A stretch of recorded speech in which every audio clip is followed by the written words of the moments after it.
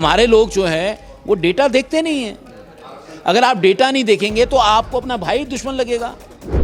अरे आपका हिस्सा तो तीन समाज हैं जो लोग खा रहे हैं, वो ओवर रिप्रेजेंटेड हैं। वो जुडिशरी में आपका हिस्सा खा रहे हैं, वो न्यायपालिका में आपका हिस्सा खा रहे हैं, वो सरकारी नौकरियों में हिस्सा खा रहे हैं, राजनीति में भी आपका हिस्सा खा रहे हैं। वो सुप्रीम कोर्ट की जजमेंट है रिसेंटली कोटे में कोटा, तो आप इसके खिलाफ क्यों हैं? इस जजमेंट को खराब क्यों बता रहे हैं?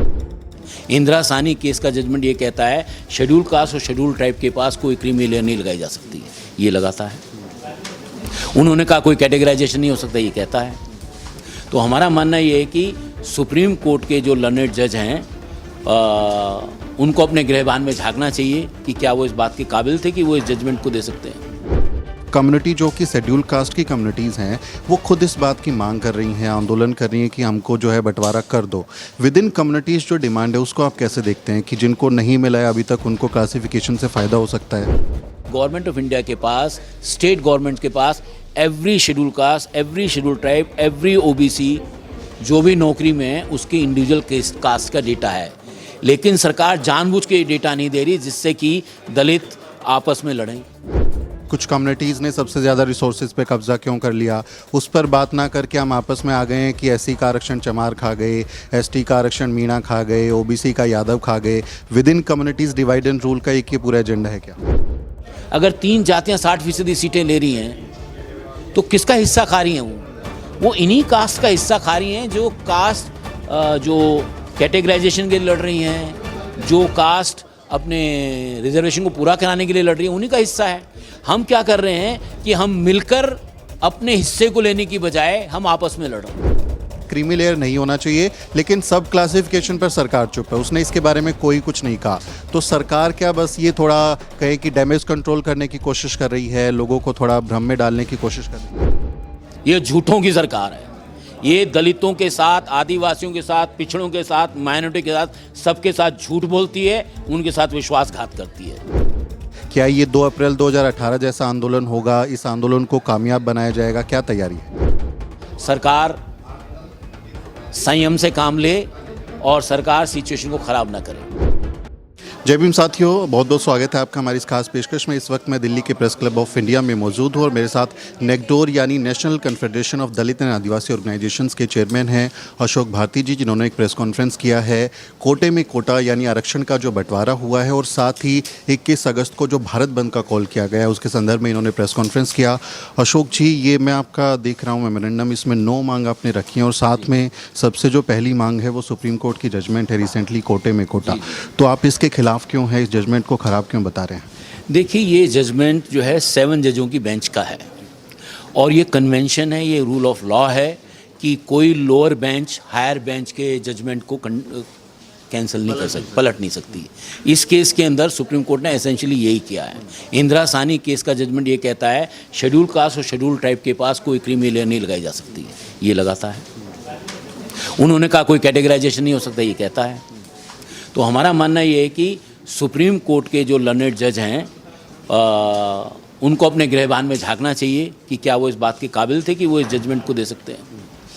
लेकिन जो सब क्लासिफिकेशन का सवाल है, ये पंजाब, हरियाणा, आंध्र प्रदेश, कर्नाटका, कई सूबों में ये पूरी सियासत का मसला है कि सब क्लासिफिकेशन होना चाहिए। कुछ कम्युनिटी जो कि शेड्यूल कास्ट की कम्युनिटीज़ हैं वो खुद इस बात की मांग कर रही हैं, आंदोलन कर रही हैं कि हमको जो है बंटवारा कर दो।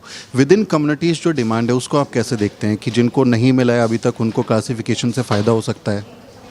देखिए, मैं समझता हूँ कि पहली बात तो ये कि हमारी नैकडोर की जो राय है वो ये राय है, हम ये चाहते हैं कास्ट प्रोपोर्शनेट रिजर्वेशन होना चाहिए। कास्ट प्रोपोर्शनेट रिजर्वेशन केवल शेड्यूल कास्ट के लिए नहीं होना चाहिए, अपर कास्ट के लिए भी होना चाहिए, ओबीसी के लिए भी होना चाहिए, क्योंकि ये सारी की सारी मिसगिविंग्स इस वजह से आ रही हैं कि लोगों के पास फैक्ट्स नहीं हैं। मैं आपको बताना चाहता हूँ कि गवर्नमेंट ऑफ इंडिया के पास, स्टेट गवर्नमेंट के पास every schedule caste, every schedule tribe, every OBC जो भी नौकरी में है उसके इंडिविजुअल कास्ट का डेटा है। लेकिन सरकार जानबूझ के डेटा नहीं दे रही जिससे कि दलित आपस में लड़ें, ओबीसी आपस में लड़ें। तो ये बेसिकली कैटेगराइजेशन जो है अपर कास्ट जो ज़्यादातर सीटों पे काबिज है उस पर से ध्यान हटाने के लिए ये मुद्दा है। अब फॉर एग्जांपल मैं ये कह रहा हूँ कि जो 60% सीटें हैं, अगर 3 जातियाँ 60% सीटें ले रही हैं तो किसका हिस्सा खा रही हैं? वो इन्हीं कास्ट का हिस्सा खा रही हैं जो कास्ट जो कैटेगराइजेशन के लिए लड़ रही हैं, जो कास्ट अपने रिजर्वेशन को पूरा कराने के लिए लड़ रही है, उन्हीं का हिस्सा है। हम क्या कर रहे हैं कि हम मिलकर अपने हिस्से को लेने की बजाय हम आपस में लड़ रहे हैं। ये डिवाइड एंड रूल है क्या कि आप बात करनी चाहिए थी कि कुछ कम्युनिटीज़ ने सबसे ज़्यादा रिसोर्सेज पे कब्जा क्यों कर लिया, उस पर बात ना करके हम आपस में आ गए हैं कि एससी का आरक्षण चमार खा गए, एसटी का आरक्षण मीणा खा गए, ओबीसी का यादव खा गए। With in communities divide and rule का एक ये पूरा एजेंडा है क्या? मैं आपसे पूछना चाहता हूँ और आपके दर्शकों से भी पूछना चाहता हूँ, क्या रिजर्वेशन लागू करने की रिजर्वेशन कौन लागू करता है? क्या चमार लागू करते हैं, वाल्मीकि लागू करते हैं, धानक लागू करते हैं, माला लागू करते हैं, मादिगा लागू करते हैं, पुलैया लागू करते हैं? कौन लागू करता है रिजर्वेशन? इनमें से कोई लागू नहीं करता। जब इनमें से कोई रिजर्वेशन को लागू नहीं करता तो वो कैसे दूसरे का हिस्सा खा सकता है? ये कैसे वो दूसरे का हिस्सा ले जाएगा? असल में तो रिजर्वेशन लागू करने वाली तो सवर्ण ब्यूरोक्रेसी है। तो सवर्ण ब्यूरोक्रेसी जो हमारे लोगों के दिमाग में डालती है वही हमारे लोग सीखते हैं, और हमारे लोग जो है वो डेटा देखते नहीं हैं। अगर आप डेटा नहीं देखेंगे तो आपको अपना भाई दुश्मन लगेगा। तो मेरा मानना यह है कि हमारे लोगों को मैं कहना चाहता हूँ, ध्यान रखिए, आप डेटा देखिए। अरे आपका हिस्सा तो तीन समाज हैं जो लोग खा रहे हैं, वो ओवर रिप्रेजेंटेड हैं। वो जुडिशरी में आपका हिस्सा खा रहे हैं, वो न्यायपालिका में आपका हिस्सा खा रहे हैं, वो सरकारी नौकरियों में हिस्सा खा रहे हैं, राजनीति में भी आपका हिस्सा खा रहे हैं वो। और मैं बताना चाहता हूँ, हमारे पास तो कास्ट, हर एक कास्ट का डेटा है। हमारे पंजाब का भी है, हरियाणा का भी है, राजस्थान का भी है, आंध्र प्रदेश का भी है, तेलंगाना का भी है, तमिलनाडु का भी है, कर्नाटका का भी है। और आइए हम आपको डेटा देंगे, आपको पता लगेगा कि आपका हिस्सा खा कौन रहा है। डेटा होना चाहिए, डेटा से पता चलेगा। एक और ज़रूरी सवाल है अशोक जी कि इस पूरे मसले में क्रीमी लेयर का हालांकि कोई मामला नहीं था, कुछ पिटीशन ज़रूर थी, सब क्लासिफिकेशन पर फैसला आना था, लेकिन क्रीमी लेयर पर कमेंट्री आई है और ये कहा गया कि अब जो एक जनरेशन को फ़ायदा मिल गया, जिसने क्रीम खा लिया, मलाई खा गया, अब उसको बाहर कर दो। एक जज ने कहा कि एक ही पीढ़ी को मिलना चाहिए, नेक्स्ट पीढ़ी को मिलना नहीं चाहिए। तो क्रीमी लेयर पर आपका क्या विचार है, क्या होना चाहिए या ये गलत है? नहीं, देखिए, पहली बात तो मैं बता रहा हूँ, जो मैंने आप जहाँ से बात शुरू की थी, इंदिरा साहनी ने कहा, जो 9 जजों की बेंच थी, और इस जजमेंट में केवल एक जज ने कहा क्रीमी लेयर, और बाकी 2 ने उसका सहमति दिखाई है। वो जो जस्टिस बी आर गवई ने कहा है, जस्टिस बी आर गवई ने कहा है। तो मैं जस्टिस बी आर गवई साहब को कहना चाहता हूँ, आपकी 7 जजों की बेंच है, आप 9 जजों के बेंच के फैसले को ओवररूल नहीं कर सकते। इंदिरा साहनी 9 जजों की बेंच थी, उन्होंने कहा शेड्यूल ट्राइब पर क्रीमी लेयर लागू नहीं हो सकती। ये क्रीमी लेयर का जो विरोध हो रहा है, अब उसके बाद में समाज में भी एक भ्रम की स्थिति हो गई कि भाई क्रीमी लेयर लागू होगा या सब क्लासिफिकेशन लागू होगा, और फिर भारत बंद का भी कॉल आ गया है कि 21 अगस्त को भारत बंद होगा। लेकिन सरकार ने बीच में कह दिया कि हम संवैधानिक आरक्षण के पक्ष में हैं, बाबा साहब ने जैसा संविधान लागू किया था, जैसा आरक्षण लागू किया था, उसी के पक्ष में है, क्रीमी लेयर नहीं होना चाहिए। लेकिन सब क्लासिफिकेशन पर सरकार चुप है, उसने इसके बारे में कोई कुछ नहीं कहा। तो सरकार क्या बस ये थोड़ा कहे कि डैमेज कंट्रोल करने की कोशिश कर रही है, लोगों को थोड़ा भ्रम में डालने की कोशिश कर रही है? देखिए, ये सरकार हमेशा से झूठ बोलती है, ये झूठों की सरकार है। ये दलितों के साथ, आदिवासियों के साथ, पिछड़ों के साथ, माइनॉरिटी के साथ, सबके साथ झूठ बोलती है, उनके साथ विश्वासघात करती है। ये विश्वासघाती सरकार है, इन पे यकीन न किया जाए। और मेरा मानना ये है, अगर डॉक्टर अंबेडकर के रिजर्वेशन को आप मानने वाले हैं तो बताइए ना, डॉक्टर अंबेडकर ने कब कैटेगराइजेशन की बात की है, बताइए। तो मेरा मानना ये है, मैं अपने दलित भाई बहनों को बताना चाहता हूँ कि वो बंदर की कहानी और 2 बिल्लियों की कहानी है। ये 2 बिल्लियाँ को समझ में नहीं आ रहा है। ये 2 बिल्लियाँ नहीं समझेंगी तो बंदर सारा खा जाएगा। बंदर पहले से भी खा रहा है, अब चूंकि आपको समझ आ गई है तो अब वो आपको भी खाना चाहता है। आखिरी सवाल ले रहा हूँ अशोक जी, आपने भारत बंद की भी कॉल की है और 21 अगस्त की पहले से चर्चाएं चल रही हैं सोशल मीडिया पर, वो ट्रेंड भी किया, लोगों का आक्रोश उसमें आ रहा है। 17 अगस्त हो गई, 21 अगस्त को आपने ऐलान कर दिया है, क्या तैयारी है? क्या ये 2 अप्रैल 2018 जैसा आंदोलन होगा? इस आंदोलन को कामयाब बनाया जाएगा? क्या तैयारी है? देखिए, मैं समझता हूँ कि जो लोग एग्रीव्ड होते हैं, जो लोग दुखी होते हैं, जो लोग परेशान होते हैं, उनको सड़कों पे आने का अधिकार है और वो लोग सड़कों पर आएंगे और सड़कों पर हर जगह हर ज़िले में अपना अपना मेमोरेंडम सरकार को देंगे। हम सरकार को ये कहना चाहते हैं, हमारा ये जो भी जहाँ भी दलित प्रदर्शन करेंगे, धरना करेंगे, वो शांतिपूर्ण प्रदर्शन होगा।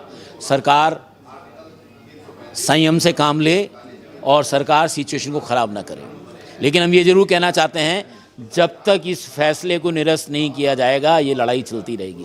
कुछ संगठन अपने, जो हमारे शेड्यूल कास्ट के ही संगठन हैं, वो बैनर तले रैली निकाल रहे हैं। मैं कुछ वीडियो देख रहा था, हरियाणा से एक बड़ी रैली वो आयोजन कर रहे हैं, वो बैनर लेके चल रहे हैं and they are welcoming the judgement by supreme court. वो कह रहे हैं कि अच्छा है और वो 21 अगस्त के भारत बंद के खिलाफ हैं और 20 तारीख को उन्होंने प्रदर्शन की भी बात कही है। देखिए, ये जो सारे के सारे लोग हैं, ये भारतीय जनता पार्टी के लोग हैं, ये दलित समाज के लोग नहीं हैं, ये भारतीय जनता पार्टी के लोग हैं। अगर आप इनका पीछे का इतिहास देखेंगे, भारतीय जनता पार्टी के लोग हैं। ऐसे लोगों की चिंता नहीं करनी चाहिए। हमें पूरे दलित समाज के आरक्षण को बचाना है, हमें वाल्मीकि के आरक्षण को भी बचाना है, हमें धानक के आरक्षण को भी बचाना है और हमें चमार के आरक्षण को भी बचाना है। हमें सबका आरक्षण बचाना है और हमें जो सवर्ण हमारा आरक्षण खा रहे हैं, उनसे अपने आरक्षण का हिस्सा वापस लेना है। बहुत बहुत शुक्रिया। तो ये थे अशोक भारती जी, जिनका कहना है कि जो आबादी है उसके अनुपात में आरक्षण लागू होना चाहिए और SC ST OBC की जो गणना है उसमें आपको कर्मचारियों का, एम्प्लॉइज़ का data wise, caste wise data जो है वो जारी करना चाहिए। साथ ही 21 अगस्त के भारत बंद का उन्होंने समर्थन किया है और कहा है कि जो संगठन इसमें शामिल होते हैं उनका स्वागत है। तो देखते हैं कि 21 अगस्त को किस तरह का भारत बंद होता है, या ये 2018 का जो 2 अप्रैल का आंदोलन था उसके मुकाबले का आंदोलन होगा, या जो संगठन इसमें से बाहर हो गए हैं, जिन्होंने मना कर दिया है, वो भी इसके खिलाफ कुछ करते हैं। ये देखने वाली बात होगी। इस बातचीत पर आपका क्या कहना है, कमेंट करके लिखिए और हमारे चैनल को सब्सक्राइब करना ना भूलें। साथियों, अगर आपको द न्यूज़ वीक का काम पसंद है और आप चाहते हैं कि हम यूं ही अम्बेडकरवादी पत्रकारिता करते रहें, तो हमारी आर्थिक मदद जरूर करें। आप अपनी स्क्रीन पर दिखाई दे रहे इस QR कोड को स्कैन करें और न्यूज़ वीक फाउंडेशन के खाते में अपनी दान की राशि भेजें। QR कोड के अलावा आप UPI के जरिए भी मदद कर सकते हैं। आप हमारी UPI ID newsweek@yes bank पर भी मदद भेज सकते हैं। इसके अलावा आप हमारे अकाउंट में भी मदद भेज सकते हैं। खाते का नाम है News Week Foundation, account number है 02358800000640। IFSC कोड है YesB000235। बैंक का नाम यस बैंक है और ब्रांच है नेहरू पैलेस, दिल्ली।